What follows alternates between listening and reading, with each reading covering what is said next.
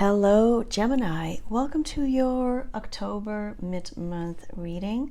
This reading is for Gemini, Sun, Moon, Rising, and Venus signs. I've got a couple of decks laid out here for you as well that are kind of in the theme of the month. So without further ado, let's just dive into your energy, Gemini. I hope you're doing well. And before we begin, I'm going to clear the space with the singing bowl.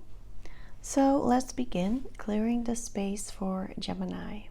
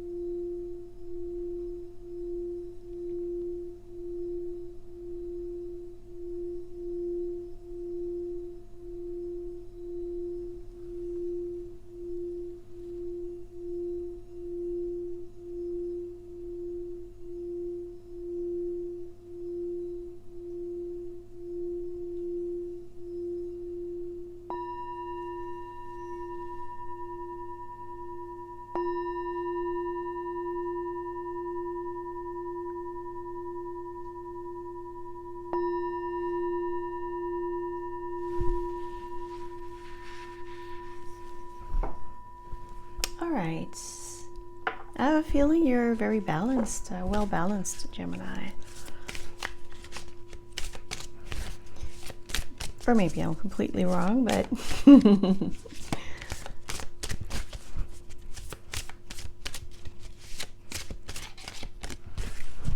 messages for Gemini, and I'm starting with the Everyday Witch Oracle deck.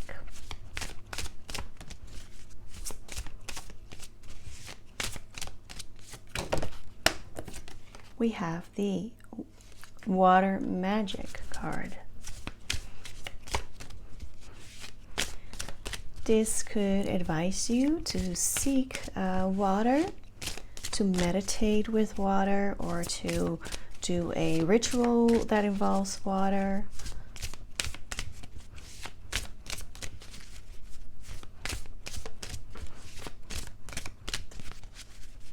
To replenish yourself, I would like to say, to fill your cup so that you have, of yourself to give. And we have ground and center. And we have fire magic. Water and fire, two opposites. And this is maybe kind of the vibe that I got when I was ringing that singing bowl. Feeling very grounded in between two opposites of water and fire. Being able to balance these two elements. Or maybe, the two sides of the Gemini. And what maybe could help you is to focus on these two opposites, water magic as well as fire magic, focusing on maybe the duality between you or within you, and maybe seeing how best to balance this out. Or maybe you're just really good at it at the moment. Let's dive into the tarot. For Gemini, I'm using the Zombie Tarot. What could also maybe be the case is that you're standing in between two fires, or two different people, two different opinions.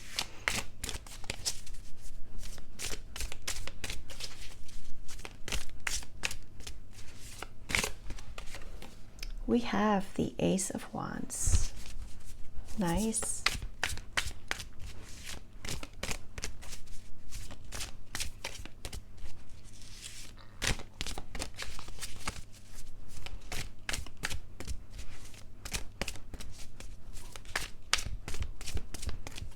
a new beginning, or you're very excited for a new chapter. Two of Wands.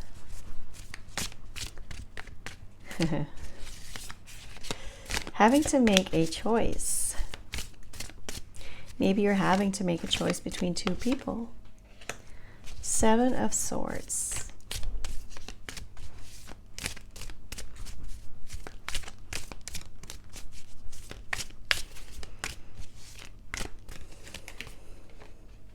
And the Death card.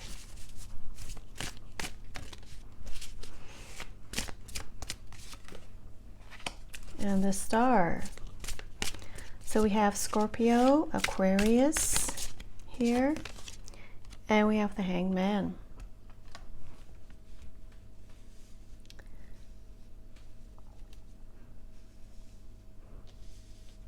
And I'm going to get some,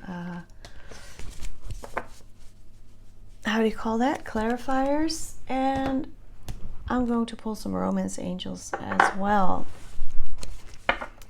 So you're standing at a crossroads. Maybe you have to choose two different paths or two different people, two different projects maybe. And I feel by grounding, you are able to make the right choice. So this is also a vibe that I'm getting. Here with the Seven of Swords, we see this lady kicking this guy down the stairs, feeding him to the zombies, sacrificing him. So it could be that, you know, a sacrifice needs to be made in order for you to move onward. With the Death card, yeah, something is ending, and of course something new is beginning. It could also involve a very karmic situation or transformation or situation, maybe.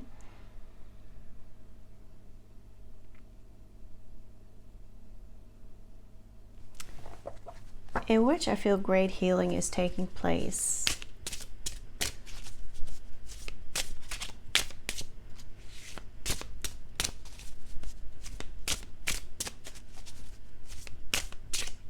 And with the Hangman, it could be either surrendering to the process, or it allows you to see things from a different perspective. And here we have the High Priestess.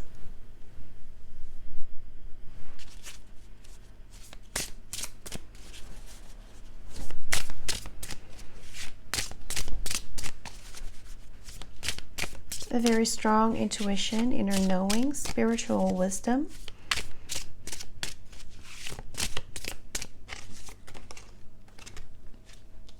Eight of Swords. Feeling trapped.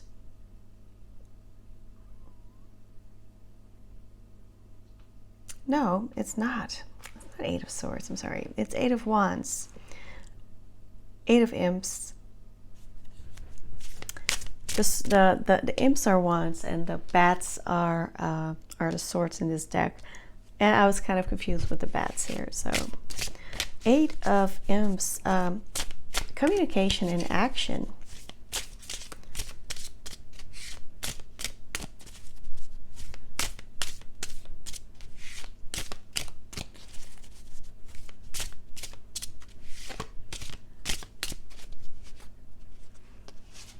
We want this one. Ten of Cups.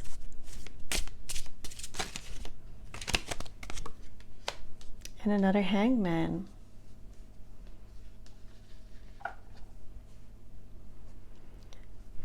With the Death card, I do really want to say surrender to the process.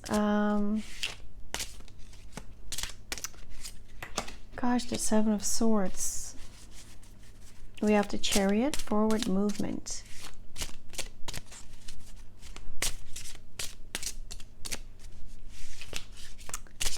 I just really get this huge vibe of trying to navigate something, trying to, I feel like maybe there are two sides pulling at you, and you're trying really hard to stay focused and to stay sane maybe, and to stay grounded. It is like opposites are opposite forces are pulling at you. And we have another star card.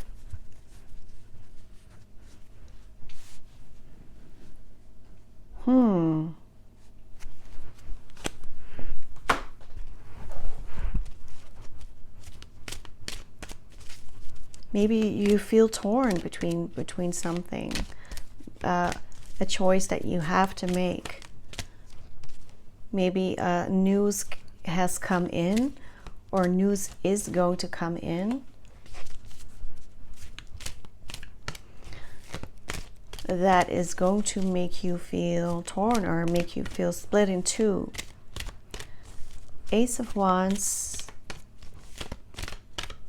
a passionate new beginning, and it's kind of like the spark that sets things in motion.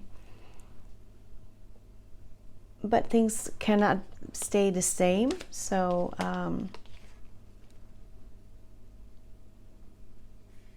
it could also be kind of this restless energy with the Eight of Wands.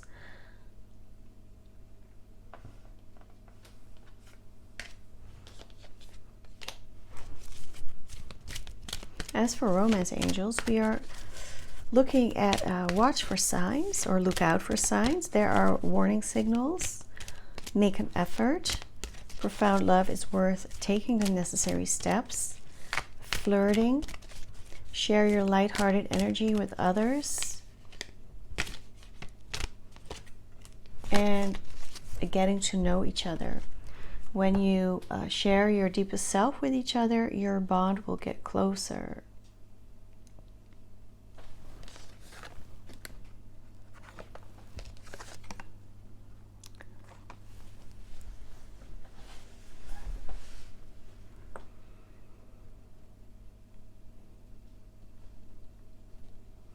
I feel that there is a choice that you need to make, Gemini, between two people or two things. And the best choice, or the best way to make that choice, is, by getting to know each other, making an effort. But I feel like you do have to, kick something to the curb in order for you to find emotional fulfillment.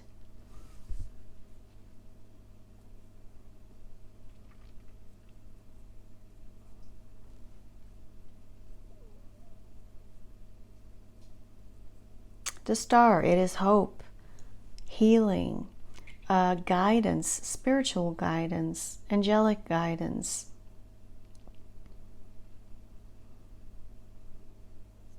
Follow that star maybe, with the Chariot, it is about two horses that you need to control in order for you to steer forward.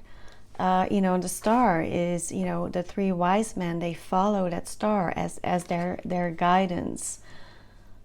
So I feel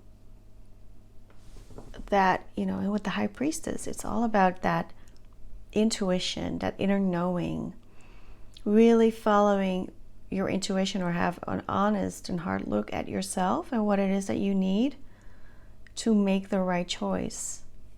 And, what it is that you truly need to be happy with the Ten of Cups.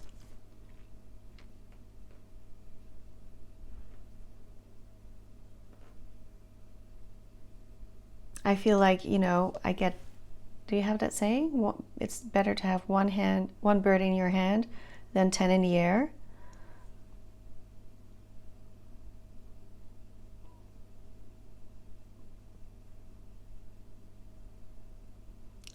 So, yeah, I feel that this is the main message here, Gemini, mid-month.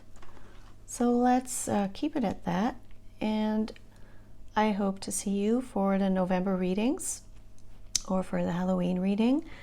And